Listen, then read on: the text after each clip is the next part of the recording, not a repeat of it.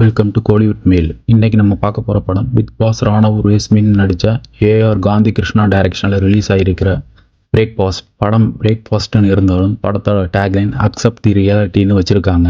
அப்படின்னா படத்தில் என்னதான் சொல்ல வராங்க, படம் ஒர்த்தா இல்லையா, வாங்க பார்க்கலாம். படத்தோட கதை என்னன்னா, இது இன்னைக்கு இருக்கிற 2K கிட்ஸ் மற்றும் மாடர்ன் கப்பிள்ஸோட காதல், கல்யாணம், விவாகரத்து பற்றின கதை. படத்தில் 2 ஜோடி இருக்காங்க.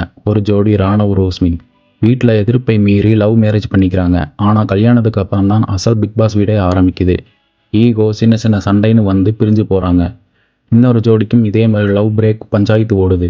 இவங்க எல்லாரும் ஒன்று சேர்ந்தாங்களா இல்லை டாட்டா பை பாய்ன்னு சொல்லிட்டு பிரிஞ்சாங்களாங்கிறது தான் கதையே.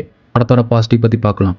ராணாவோட ஆக்டிங். பிக் பாஸில் பார்த்த ராணாவா இதுன்னு கேட்குற அளவுக்கு ஃபர்ஸ்ட் படத்துலேயே எமோஷனல் சீன்ஸ்லாம் நல்லா நடிச்சிருக்காரு. 2 ஜோடியாக லவ் சீன்ஸும் சண்டைகளும் பார்க்க ரொம்ப யதார்த்தமாக நம்ம பக்கத்து வீட்டில் நடக்கிற மாதிரி இருக்குது. ஜிவி பிரகாஷோட மியூசிக்கும் பன்னீர் செல்வத்தோட கேமராவும் படத்துக்கு பெரிய பலம். சாங்ஸ் எல்லாம் கேட்க சூப்பராக இருக்குது. கஸ்தூரி, சம்பத்ராஜ், அர்ச்சனா எல்லாரும் அவங்க ரோலை நீட்டாக பண்ணியிருக்காங்க. படத்தோட நெகட்டிவ். டேரக்டர் இன்னைக்கு காலத்தில் லவ் ஸ்டோரி சொல்ல வந்தாலும் அந்த சென்டிமெண்ட், அழுகை காட்சியெல்லாம் பார்த்தா 90s படங்களை பார்க்குற மாதிரியே ஒரு ஃபீல் வருது. தம்பதிக்குள்ளே வர சண்டையவே ரொம்ப நேரம் காட்டிகிட்டு இருக்காங்க.